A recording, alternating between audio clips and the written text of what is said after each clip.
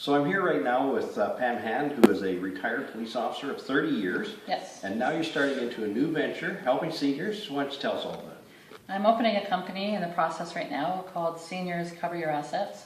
And a little bit of a play on words, but basically what it is, it's a company that's going to do educational seminars, lectures of how seniors can protect their money, and then also investigation of things like theft by power of attorney, which is unfortunately becoming very common. I'm not pretending to be a lawyer. I'm not going to be doing wills or powers of attorney, but certainly can investigate and put together a package to bring to a lawyer or to bring to the police more economically than if they had to go to a lawyer. Because when you go to the police, they want all the information, and people have nowhere to go, don't know where to start. So do you have to be licensed for this? Is there some sort of requirements?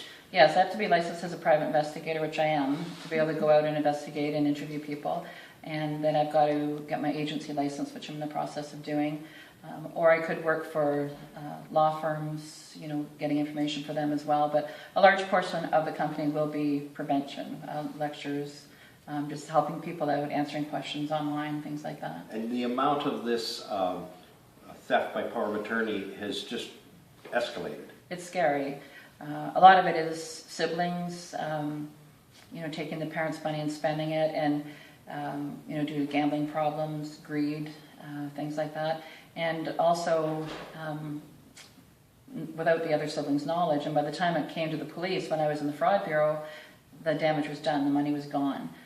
So I'm going to be advocating with the government too for a registry for powers of attorney and for some changes to the legislation so that other siblings and other people in the will can have access to the information, viewing the accounts and make sure money's not being taken that shouldn't be taken, because powers of attorney can only spend money on the people, not on themselves. It's not for their vacations and their homes and their bills, it's for the senior, their parent.